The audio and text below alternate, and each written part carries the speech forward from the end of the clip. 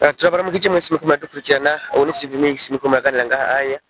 Turi kuri Societe Nili ni kenekezo rya 2025 z'ukwezi kwa gatandatu 2025. Tukaba twaje mu bikorwa byo gushira ku mugaragaro ishira hamwe GCM Educate isanzwe rigitanga ubumenyi mu bijanye no gusubiramwo amatelefone mu gice ca hardware na software, no kuvuga iyo hagize icononekara mu bijanye na bijya biboneka inyuma y'ekran yamenetse, telefone yabo ntishariza, habaye ico ni hardware hamwe na software, ni systeme n'ikirakora indani ibintu nibiko birafisha neza, hari application kine ibintu mwe n'ivyonye. Rero cyari igikorwa cyateguwe n'abarongozi ba GCM Educate, aho bari baramutse baha certificate abanyeshuri babaye formé, no kuvuga kuva mu mwaka wa 2020 uno munsi turi mu mwaka wa 2025. Bamwe bakaba bahise baronka akazi muri iryo shuri, muri ico kigo, abandi baja kwikorera utwabo mu bice bitandukanye by'igihugu canke cy'isi, kubera ko hari n'abari hanze y'igihugu. Tukuze GCM Educate tuba dushatse kuvuga iki? N'amajambo abiri ariko sari muri bw'icongereza. Rimwe ni abbreviation GCM bisigura Global System for Mobile Communication. Mu Kirundi tuba dushatse kuvuga yuko n'ubuhinga mpuzamahanga bufasha abantu guhanahana amakuru. Hanyuma Educate ivuye ku ijambo ry'igifaransa educate isigura kwigisha. Ni kuvuga kwigisha ubuhinga mpuzamahanga bwo guhanahana amakuru, ariko kandi no gutorera inyishu ibibazo amatelefone y'abantu aba yagize. Rero makanya tugomba dusangire gatoya mu mwanya muto, dusangire eske ibintu bijanye na telefone haboneka izingana gute, inganda zikora izingana gute, zipfa gute, ubwo bwo ushobora gutorera inyishu gute, mbega telefone ifuye umuntu ntayikoreshe bigenda gute, yempakita gute ubutunzi bwiwe bw'umuryango n'ubw'igihugu muri rusange, mbega isegiteri bayifata gute. Hanyuma ndaza guca amakanya wakansubije kugira ngo programme bandanye. Projection iri mu Congereza, izakwa mu Congereza, twabo kugira mu Kirundi kugira ngo tujane tubitahure neza. Ntarambiranye reka mbere ku maserivisi tanga mu GCM Educate. Bwa mbere ko hariho kubasha kumenya ikibazo telefone y'umuntu yagize no kuyikora. Ubugira kabiri hariho kumenya aho ni kumenya telefone ikibazo yagize mu bijanye n'inyuma ikamenetse, mbega itari kirafisha bimeze gute, habaye iki. Hanyuma ubugira kabiri kubasha kumenya telefone y'umuntu nimba yipantanye ikibazo ca logiciel biba byabaye. Ubugira gatatu turashobora kudandaza ibikoresho ibicanke biriya byo gukora amatelefone. Hanyuma kandi harabaho consultance, hakabaho na formation nk'uko nande ni muri bamwe bazihawe ngaha. Tutarambiranye rero ibiharuro byerekana iki? Iki kinyamakuru mubona citwa Newsroom cerekanye ko mu mwaka wa 2024 ibijanye n'amatelefone byagwiye ku rugero rudasanzwe, aho byaduze ibicindu kwija, aho bakaba bakoze amatelefone angana n'umuriyaridi n'imiliyoni 22. Urumva ko ari telefone nyinshi. Hanyuma kandi icitwa Trend Force naco cerekanye yuko mu bushakashatsi mu 2023 ku isi hose hakoze telefone umuriyaridi n'imiliyoni 66. Urumva ko aba amatelefone menshi asohoka ku mwaka. Eske amatelefone acaja akoreshwa n'abandi bigenda gute? Aha no kuvuga ko byari bisa n'ibyamanutse gato kugereranyije n'umwaka wa 2024, aho byamanutse ibice bibiri, kabiri n'igice kimwe kwijana. Twegeye imbere gato tukaja igice ca mbere c'umwaka wa 2025, ubu turi mu kwa gatandatu, ni kuvuga igice ca mbere c'umwaka kiraheze, ico twita semestre. Hamaze gusohoka amatelefone angana n'imiliyoni 304 n'ibice 9 mu gice cy'umwaka gusa. Murumva ko ayo matelefone aba ari menshi cyane. Hanyuma kubera kino ni telefone zibwira guca, ubwa mbere ko hariho ubuhinga internet ikirakwira ahantu hirya no hino ku isi, ibyo bigatuma hakenera n'abayikoresha. Iyo hari hakenera abayikoresha, hanyuma hakenera abayikoresha ni ukuvuga ati hakenera telefone abantu bakoresha. Ukaba nta muntu yokwama agenda ahetse mashini canke ikindi kintu, turi muri isi iri digital. Nico gituma amatelefone agenda kwira ababisha mu kumva bibona. Hanyuma ni hehe amatelefone akoreshwa cyane? Kuko isigawemo amakontina menshi. Ubwo tugerageje kuraba akarere ka Aziya cyane cyane gakora ku nyanja ya Pacific, aho harimo abahinde n'abashinwa, nibo bantu kugero basohora telefone cyane.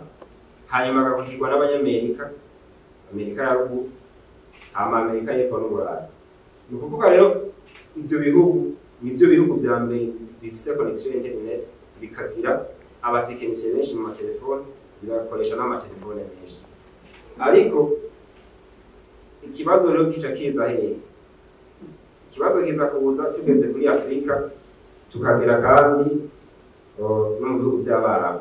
Aho kubera ko ibihugu by'Abarabu nibaza ko twe twatsinkaze cyane, bavuga ko ubushakashatsi bwerekana ko Afrika n'igice c'Abarabu hinjira telefone nkeya bivaye n'amikoro. Hari umuntu agura telefone canke bakamuha ikintu kado mu diaspora y'Iwabo, canke waje muri vacances yakora hanze agaca gasiga kamufana ntagura kandi. Hariho n'izindi zirangwa izo kazo bivaye n'ibindi. Ibyo rero byose bigenda byempagita uruganda rw'amatelefone. Impamvu rero izi telefone ziriko muri Afrika bifatwa nk'uko ari zikeya, ni uko Afrika ni kontinent iri mu nzira y'amajambere, ariko abahinga bashize mu mbona kazoza y'abavuga yuko kugera mu 2030 Afrika izo imaze kuduga hafi 6.8% gushika ku bice 7.3%. Ni kuvuga aho ni mu myaka uhereye mu myaka 5. Natwe mu Burundi turiye kwa ese tuzoba tugeze. Tuciye ku matelefone dukunda kubona cyane hano, turabona amatelefone ya Samsung, turabona Apple, izo bita iPhone, ariko hariho n'izo bita Huawei, Xiaomi n'ibindi zo mu Bushinwa. Ariko inganda zikomeye zikora amatelefone tubona hano, inganda za Apple zikora iPhone na Samsung yo muri Korea. Ayo matelefone niyo benshi batunze hano, ariko mbega aramba gute? Ayo matelefone apfa gute? Ugerageze kugereranya, abahinga berekanye yuko amatelefone ya Apple aramba gusumba aya Samsung. Ariko baragaruka bagakora ibyo bakavuga ati mbega telefone ishobora kumara ingana gute? Hano rero turi mu Burundi dufise ikibazo yuko umuntu aguze telefone abazi yuko ari hafi iyo telefone itazigeye. Yipfuye uwayimugurishije ko aca yitwa nk'umusuma mwese. Ariko abahinga bo berekana yuko telefone yarambye imara hagati y'imyaka 2 n'imyaka 1. Kugira telefone itangire gupfa igufa ku mwaka umwe kugera ku myaka 2 telefone iba yamaze gupfa. Aho rero twihuse gatoya turaba nimba telefone ishobora kumara imyaka 2 n'imyaka 1. Ni ibihe bibazo bituma telefone itaramba? Telefone reka kuramba kubera ubwa mbere zimwe zimeneka amaekra, yimenetse ekra no kuvuga tugereza gusubiza ekra, hari zifite ama system charge, hariho n'izigira ubundi bufu butandukanye kwizimya n'ibindi. Canke mwene kuyikora akaba yarapanze yuko izomara umwaka umwe kugira adandaze nyinshi. Canke system telefone yakoresha bakayihindura bakayishira kuri version hejuru, bigatuma yindi yari hasanzwe kubera rofisike uko bayikoze yashobora gusiporota ya system bashizemo igatangira kwibura. Ibyo byose rero nivyo bitorera inyishu. Mu myaka 5 iheze hasohotse amatelefone menshi, aho mu mwaka wa 2019 hasohotse telefone zingana no muri yaridi ni miliyoni 829. Aho hari muri 2019. Hanyuma mu mwaka wa 2020 ko hasohotse telefone zingana no muri yaridi ni miliyoni 331. Twegeye imbere muri 2021 ho rero byasa n'ibyagabanutse gato, aho hasohotse amatelefone angana no muri yaridi ni miliyoni 391. urumva ko telefone ni nyinshi cyane zisohoka mu nganda, ariko kandi ntitwibagire yuko twese turi hano tuba tuzi amatelefone kuko twese ntituzi imiduga. Sigura ngo telefone ziri mu isi zisumba imiduga, ariko abazikora eske ni benshi birashobora gutora inyishu. 2022 ko hasohotse amatelefone angana n'umuriyari n'amajana 225, kuvuga miliyoni amajana 225. Aha twegeye imbere gato 2023 tubona ko hasohotse amatelefone angana n'umuriyari n'imiliyoni 166. Reka turabe muri 2024 naho uko byari bimeze. 2024 hasohotse telefone zingana n'umuriyari n'imiliyoni 22, igenda bigabanuka. Aho no kubera ko ari amatelefone atabarangiza ashaka ingo c'imyaka ine bapfa, haba bakizitunze, haba bazigurisha kubera ko bafite amahera basoze telefone nshasha igezweho, agaca hitamo kugura agatelefone gashasha. Muri iki gice cya mbere naco c'umwaka wa 2025 nk'uko ikinyamakuru citwa Get kibisigura kivuga yuko hashoboye kuboneka amatelefone angana n'imiliyoni hafi amajana 89. Ikibazo rero kica gisigara kiza ni icyayi. Ayo matelefone yose yasohotse yose aracakomeye nyimba atagikomeye, yamenetse reka izinze ibi yapfuye system charge bakabuzi kuyugurura ibihe. Aho ndazi muri twese ntihabuze umuntu wari hano amaze kugira ikibazo cy'itelefone, hageze ko aja kuyikoresha kiyumvira ayikoresha akagura akamayimurira ngo baranyiba ama-PS. Ntihabuze abantu bamaze kugira ico kibazo. Kwa yaba miliyoni mwumvise doje gusobanura amatelefone ibice byinshi hafi 80% y'amatelefone arapfa. Ivyo vyerekanwa ni kinyamakuru bita smartphone mu nkuru canditse, inkuru yacu cayishije kuri site mubona iri kuri page ya mbere, murasangaho ibiharuro bagiye baratanga by'amatelefone apfa ku mwaka. Izo telefone rero iyo ziriko zirapfa abantu benshi ntibahitamo gukoresha, arizo bomba ngo na second hand. Abantu batemera gutunga second hand bagaprefera uca bayitanga kuri make canke bakazibika bakagura nshasha. Ivyo rero iyo umuntu aramutse agurisha telefone canke ipfuye agaca yibika akagura iyindi, bifise izihe ngaruka? Ubwa mbere hano mu Burundi navuga ko hari izimbutse. Ugiye muri Dream House urasanga agatelefone k'umuliyoni 5, 2, 3 kuduka. Telefone kubera ko twese abantu benshi barafisa abana, abandi bakora bitandukanye, nta muntu azimba telefone umwana, nta nozoreka kuvyara kugira ngo umwana ntamumenye telefone. Abana bazokomeza bazimene, zizokomeza ziri mu mazi, bazokomeza zimene mw'icayi, bazokomeza abantu bazitakaze, abantu basinzira muri bisi agataye telefone. Bivuze ngo amatelefone agumagira ibibazo byinshi bitandukanye. Nyimba buri kwezi wo karugana mu telefone, umwaka wa telefone 12, sikori miliyoni 12. Turi telefone zibaye abantu. Ico gihe babwinjiza ngahe kugira ngo turi telefone z'imiliyoni 12 umwaka.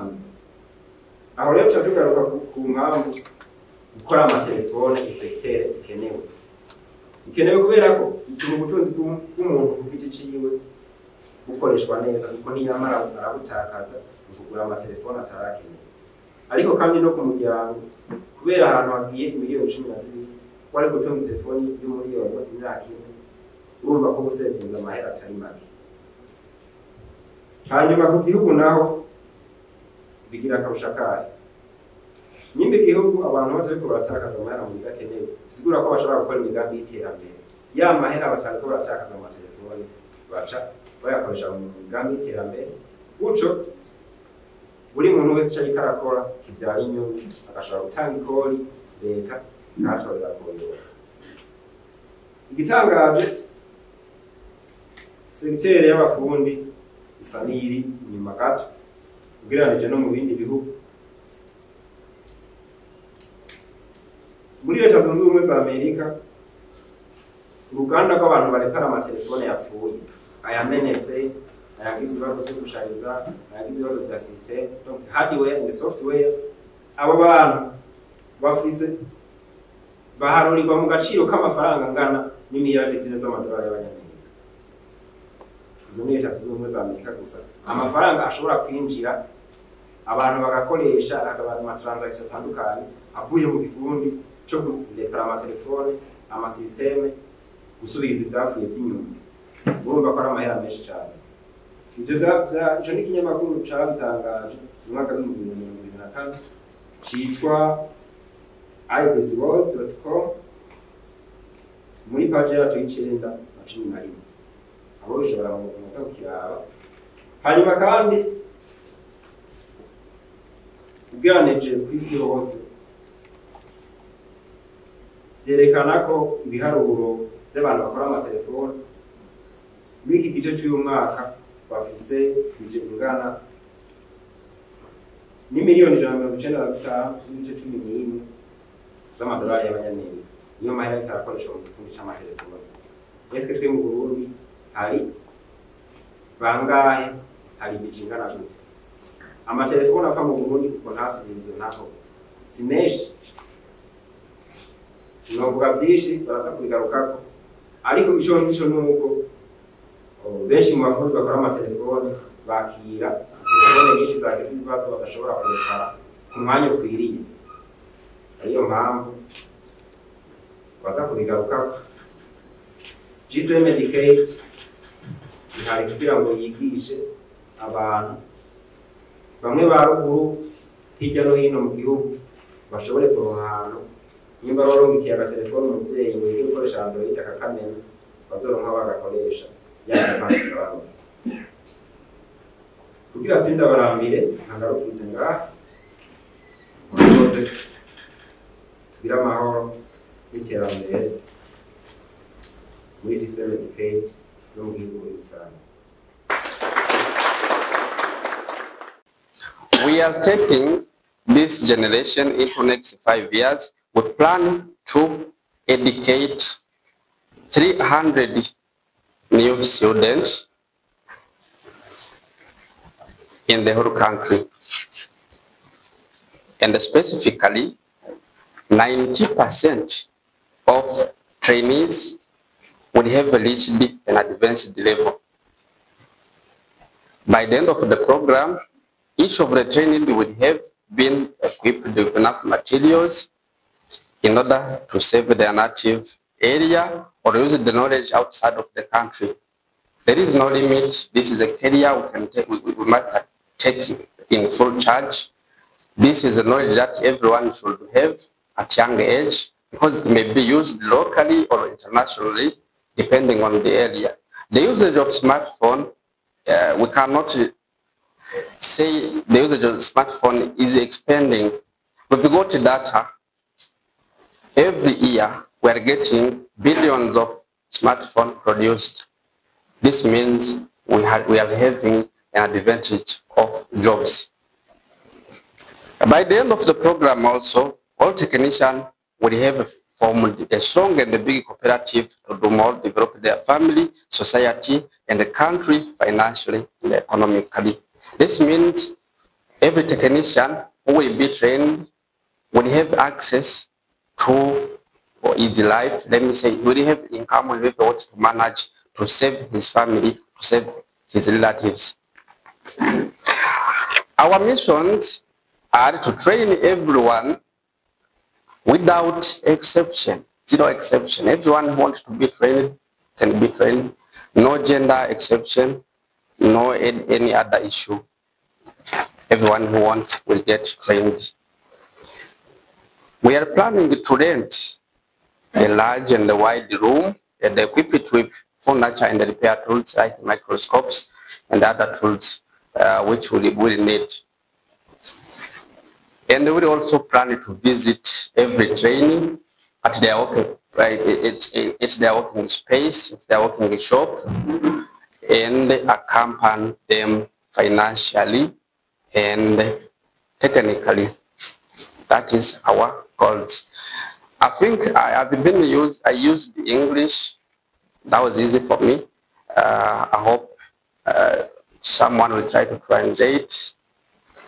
And soon, because the first bunch of new people trained will arrive here, all of them are not here, but we'll try to offer certificate to new trainees. We've managed to train some people and offer them a job.